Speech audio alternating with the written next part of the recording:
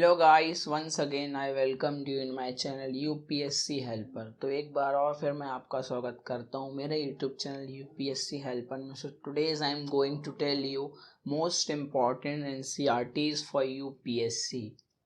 Most important books बताने वाला हूँ मैं एनसीईआरटीज जो आपको यूपीएससी के लिए पढ़नी चाहिए। ये वीडियो बहुत लंबी स्टडी के बाद बनाया गया है।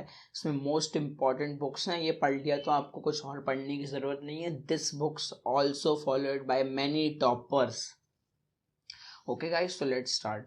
सबसे पहले हिस्ट्री के लिए बताने वाला हूँ मैं आपको 6 to 12 की हिस्ट्री पढ़नी है। आपको स्किप नहीं करना है कुछ भी। मैं देखता हूँ बहुत से लोगों को 6 की आवर पास्ट क्लास 6 की वो स्किप कर देते हैं, ये सोच के उसमें कुछ है नहीं है, वो बहुत छोटी माइनर क्लास हो जाएगी। बट हमको वो नहीं करना है, हमको 6 की एनसीईआरटी भी पढ़ना है जो कि बहुत इंपॉर्टेंट है। इसमें पूरा एंशियंट इंडिया कवर है। देन आवर पास्ट 2 पढ़ना है हमको उससे क्लास 7 की। देन उसके बाद आवर पास्ट 2 and 3 क्लास 8 में पढ़ना है, जिसमें modern India and post medieval history हैगी। Then India in contemporary world class 9th, then India in contemporary world class 10th। Now themes in world history class 11।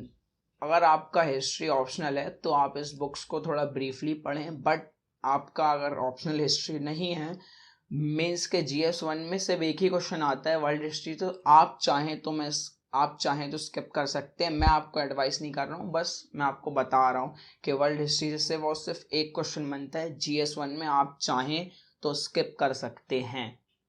Then we have come to 12th। तो 12th में आपको part themes in India history part 1 जिसमें ancient India है, themes in Indian history part 2 जिसमें medieval India है, then themes in Indian history part 3 इसमें modern India है। तो आपको ये सब हिस्ट्री के लिए पढ़ना है।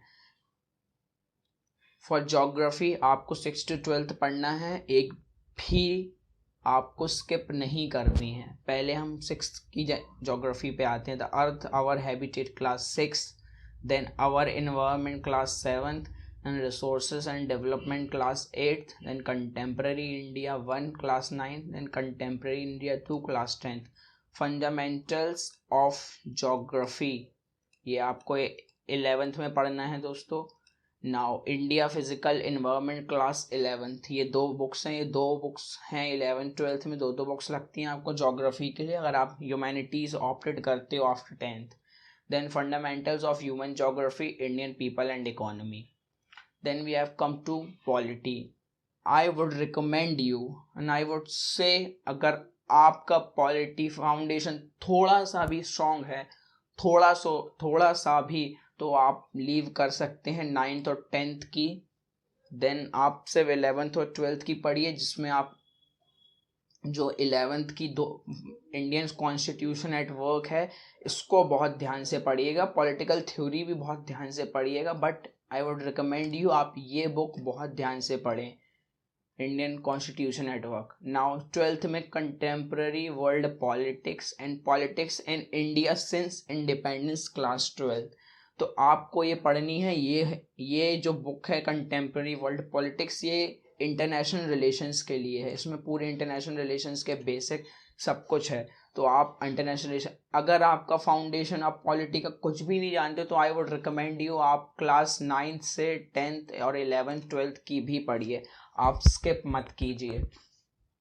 देन फॉर इकोनॉमिक्स 9 to 12 आपको 9 से 12 तक की इकोनॉमिक्स पढ़नी है, but once again I would recommend you कि अगर आपका इकोनॉमिक्स आप थोड़े कुछ मीनिंग्स या फिर वगैरह वगैरह कुछ जानते हैं, थोड़ा सा भी आपका फाउंडेशन स्ट्रांग है, तो आप 9th और 10th को स्किप कर सकते हैं। अगर आपका नहीं है तो आपको ये बुक्स पढ़नी है। Economic class 9th, understanding economic development, आप सारी बुक्स के लिए जा सकते हैं अगर आपका फाउंडेशन ज़्यादा स्ट्रांग नहीं है। Indian economy development class 11th, then introductory to macro economics. 12th में दो बुक्स लगती हैं guys, introductory to micro economics and macro economics.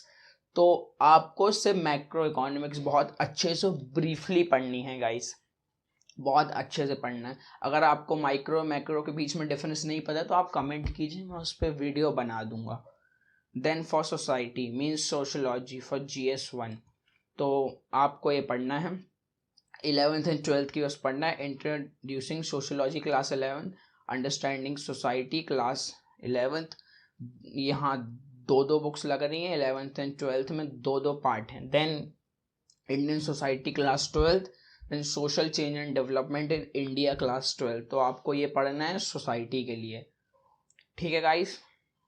मैं ये सब बुक्स की लिंक आपको डिस्क्रिप्शन में दे दूंगा, वहाँ से अमेजोन से जाके परचेस कर सकते हैं। वो कोई मेरा एफिलिएट लिंक नहीं है, मैं आपको जेन्युइन लिंक दे रहा हूँ अमेजोन का, वहाँ से परचेस कर सकते हैं, क्योंकि आपका ज़्यादा टाइम वेस्ट ना हो।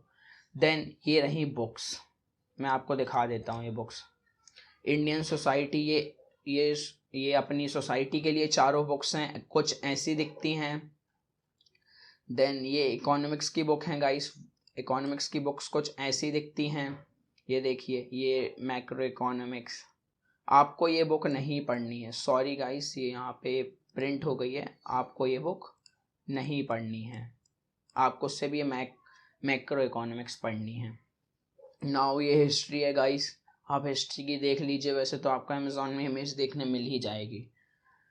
देन सॉरी गाइस, मैं पॉलिटी की बुक्स आपको नहीं दिखा पाया क्योंकि इमेज बिल्कुल क्लियर नहीं था, I am so sorry for that. But आपको ये सब पढ़ना है, मैं डिस्क्रिप्शन में आपको लिंक दे दूंगा, वहाँ से परचेज जाके कर सकते हैं। And this books are also followed by so many toppers. अगर आपको ओल्ड NCERTs पे वीडियो चाहिए तो उस पर ही मैं बना दूंगा। वो आई वुड रिकमेंड यू अब न्यू NCERTs पढ़िए, ओल्ड NCERTs अब नहीं पढ़ते हैं बहुत से लोग, इसलिए आप न्यू NCERTs के साइड जाइए।